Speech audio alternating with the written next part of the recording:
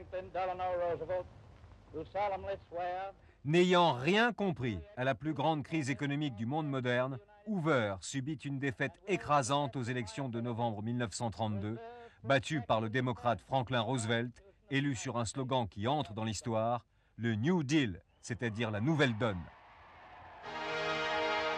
Personnalité rayonnante, marié à une cousine éloignée, Franklin Roosevelt a été frappé 10 ans plus tôt par la poliomyélite. Paralysé des deux jambes, il manifeste une indomptable énergie et un optimisme à toute épreuve qu'il transmettra à son peuple.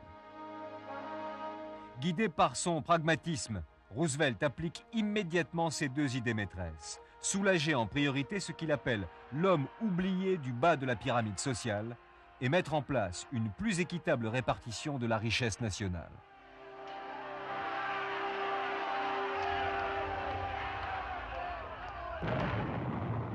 En 3 mois, il fait adopter par le Congrès une série de mesures d'urgence pour permettre la reprise industrielle et la distribution des secours aux chômeurs. Son but est de développer la production tout en fixant la durée maximale du travail ainsi qu'un salaire minimum.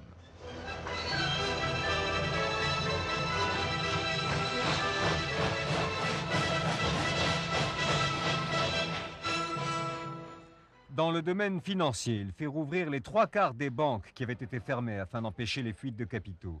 Mais il les place sous la surveillance de la Banque de réserve fédérale. Il abandonne ensuite l'or en tant qu'étalon, interdit son stockage et son exportation. Il dévalue enfin le dollar jusqu'à moins 50%. La machine financière se remet en route.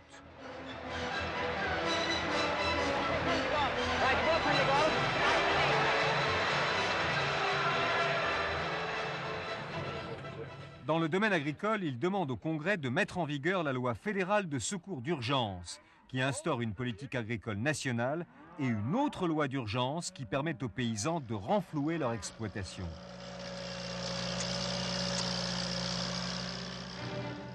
Il s'agit de faire remonter le cours des prix agricoles en incitant les fermiers à réduire leur production, moyennant des subventions. En même temps, il crée la célèbre Tennessee Valley Authority qui va, en moins de 20 ans, complètement mettre en valeur la vallée du Tennessee au moyen de 20 barrages. Une voie fluviale de 1000 km reliera le sud au Grand Lac. C'est une entreprise considérable qui constitue la vitrine de l'action de Roosevelt. Au total, ces travaux gigantesques donneront du travail à 20 millions de personnes.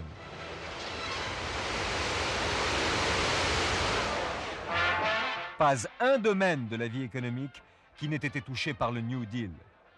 C'est également à Roosevelt que l'on doit, dès 1933, la levée de la prohibition qui s'était révélée un échec complet après 13 ans d'expérience. Elle avait en effet obtenu des résultats contraires au but recherché. Les bars avaient disparu au profit de débits clandestins. La criminalité n'avait cessé de progresser.